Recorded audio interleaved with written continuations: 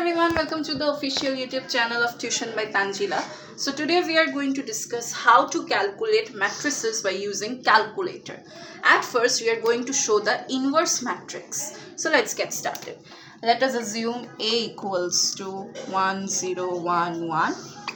Now we will calculate the A inverse by using calculator. We can see that this matrix is a 2 by 2 matrix as there are 2 rows and 2 columns. So let's get started. At first, I will switch on my calculator, which is FX991EX calculator. Now I'm going to press the menu button. Then I will move towards right and select option number 4, which is matrix. After selecting option 4, we can see that there is an interface showing define matrix. There are 4 options A, B, C, D. We can select any one, that doesn't matter. I'm going to select option number 1, which was matrix A. Now they are asking me the number of rows.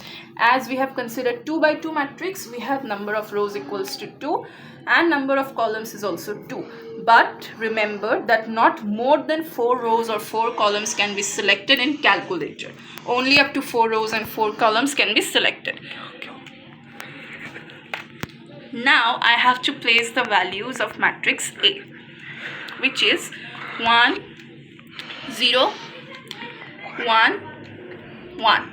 Remember to press equal to after placing all the values. Then we have to remove this value. After that, we have to select the option button, and here we have to select option number 3, which is matrix A. We can see that matrix A is here, and we have to press the inverse button, and after that equal to. Now we have obtained the inverse matrix of matrix A, which is 1 0 minus 1 1. So we can see that the inverse matrix of A is 1 0 minus 1 1. This is how we can calculate inverse of any matrix by using calculator. Thank you so much everyone for being with us. In our next video, we are going to show how to calculate the multiplicative value of 2 matrices. Thank you so much.